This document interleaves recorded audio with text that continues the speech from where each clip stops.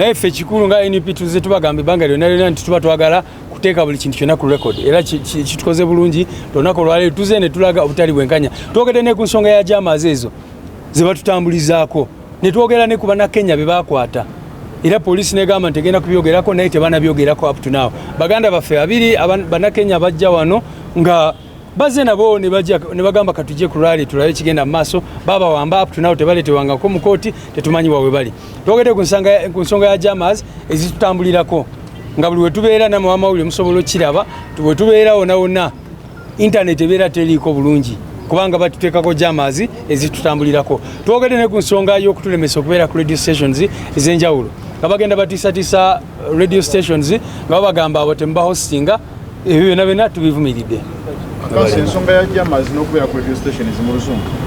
Well, we also condemned the abduction of our two Kenyan brothers who are still missing up to now.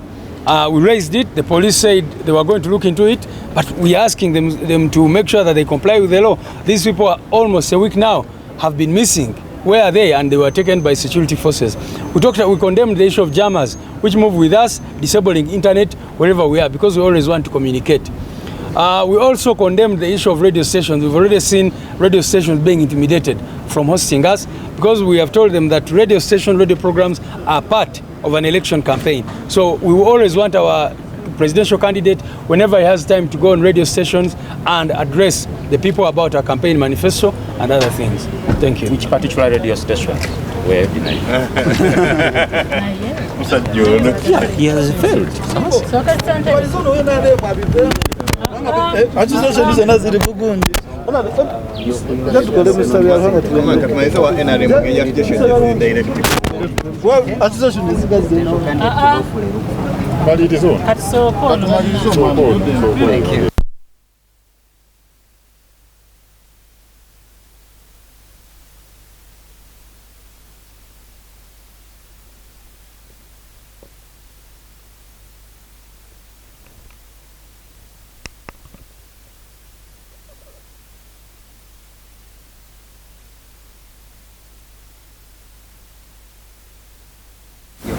Agent of Gregory Gishamutu, the presidential candidate for the Alliance of National Transformation. One of the agreed positions out of this meeting, the commission and members that were in the meeting. Olunaku olwaleero nga tubadde mu meeting mu Lukiiko wakati wa Kakiiko Kebyokulonda ne security forces nga bwe mulabye abapoliisi babadde wano n'abalala ne tubagamba nti ne tulaga obutali bumativu ku nsonga ez'enjawulo. Ekisooka mulabye nga batujja ku makubo agali direct ne batuyisa mu byalo okusobola okutuuka ku venues zaffe. Ekyo ne tukivumirira ne tuvumirira ekyokutulemesa okugenda ku bifo oba venues bye tuba twesaliddewo bo ne basalawo okutusindika wala nnyo we twali badde tetwagala kgenda era muze mukiraba mu iganga n'olunaku lwajja mu buli district Kamuli n'awalala abapoliisi bajja ne bagamba nti NUP candidate talina campaigning municipality talina campaigning mu town alina okgenda eyo era ne tubabuuza waliwo ebitundu NRM we bakirizibwa okukola campaign zaabwe nga NUP tebakirizibwa kubeerayo era ne tubalaga nti baze n'obutambi abalaga ba NUP bakola processions ne tubabuuza lwaki temuleeta ba NRM muze mulaba ba NRM nga bakola processions zaabwe nga police tevaayo temulabangako oyo Lutuuma Kisooke nga avaayo omwogezi wa poliisi nga balaga nti bana ba NRM baabo babadde mu procession n'ebirala bwe bityo bagenda ne balaba aba NUP. Ekirala ne tubagamba ffe twagala campaigns ez'emirembe twagala kulaba nga tutambulira ku mateeka naye kye tutakkiriziganya nakyo kyekyokubeera n'abaana n'ebyana mu ggwanga tetugenda kikkiriza ekyo ekya double standards okudiscriminating abantu. Ne bagamba nti NUP yo tegenda kubeera mu bibuga naye ebibiina ebirala bikkirizibwa okubeera ekyo tukiganye era ne tubagamba si kyabwenkanya tetukikiriza. Twogedde ku musango ogwo gwe batedde ku bantu baffe bawaiswa n'abalala ogwa unlawful drilling bagamba tukola drill z'amagye naye ne tubalaze ebifaananyi ku weekend eno yennyini nga oyo Secretary General wabwe Todong abadde n'abawagizi ba NRM bakumba nga balina kwegamba balimu bakola ebikolo by'amagye byennyini ffe bye tutakola sinawulira omwogezi wa poliisi wavaayo okukivumirira naye abantu baffe buli lunaku babaliisa akakanja babakwata mu unlawful drilling. No procession twajogeddeko era ne tubalaga etteeka erya Public Water Management Act li providing oba liraga nti enkungaana ezikkirizibwa mu mateeka processions mweziri. Naye eteka cheligamba nti zibeere regulated.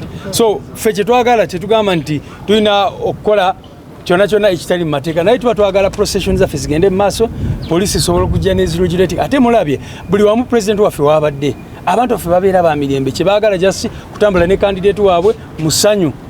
Teri gwe bakuba, teri kye bamenya, baba baagala kubeera peaceful nga basanyufu. Happy that this meeting happened. The meeting between the Electoral Commission and agents of presidential candidates, and I'm here as a official agent of President Kyagulanyi Ssentamu Robert. Of course, we were here to raise concerns that we have. First of all, we acknowledge that whenever our activities are not disrupted, our people are always peaceful, there's no chaos, there's nothing. It is only when the police and security come in to disorganize us that these issues come in. So today we raised different issues. They were talking about processions. We talked about the double standards that we see. When NRM does processions, police cannot come out to say anything. When NUP does processions, they say that is illegal. We talked about the question of venues. As you all know, many times we have been blocked from using the venues we want. We have even been blocked from campaigning in places where we want to campaign, like Iganga. The other time we were blocked from accessing a landing site and all that. So we are raising all these issues to say that one, there should be no double standards, and the Electoral Commission should ensure that there are no double standards meted out on us. We also talked about the question of unlawful drilling. You saw me showing the Director of Operations the video where on the weekend NRM people being commandeered by their Secretary General. We are really drilling. They were marching, singing military songs and all that when our supporters are in detention over what they call unlawful drilling. True. And I challenged them. I said that for us as NEP, we don't even engage in that. But you see, for them, they are free to do anything. They were doing real drilling, military drilling. But you will not see the police come out to say that there is any offense being committed, etc., etc. Of course, you are saying that is cadreship training. But what cadreship training do people do with NRM T-shirts and say these are NRM mobilizers going to campaign for NRM, etc., etc.? So we condemn the double standards, especially that has been the key point. The double standards, that where they see NUP supporters, because we've been telling them, General Museveni moves and blocks roads and starts campaigning. Not just to say that he's moving, but you've seen in Luwero he was doing stopovers, blocking roads, people are gathered there. You'll not see the police come out to say anything. When he was going in Luwero, you saw processions, people moving with border borders, people move. But when it is NUP, they say that is illegal, that is wrong, they start arresting our people, etc., etc. We condemned the arrest of our people yesterday. As you saw the police saying that over 29 people were arrested yesterday around Lukiiko, and we asked them why. Because those were supporters moving from different parts of Mityana to go to the rally venue. And you saw the RDC saying that we shall not allow people to move from other districts to come to Mityana. We asked them, what law does that mentions that? You've seen every time the NRM is moving, they have to ferry people from neighboring districts, from wherever, to go there. For us, we don't even ferry people, but if a supporter wants to move from a certain district, from Kasanda to Mityana, to listen to the message at a public rally, what law does that break? So those are some of the issues we raised today. Police has banned processions, and we have made it clear that processions are provided for by the law. Processions should be regulated and not banned, because the police, the Electoral Commission, anybody does not have power to ban something that the law provides for. I read for them section 4.1 of the Public Order Management Act, which defines a public gathering to include processions.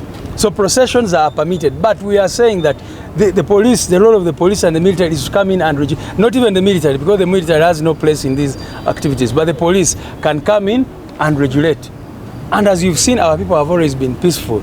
Of course, we acknowledge that even on our end, and we've been saying this every day, that there are some areas of improvement.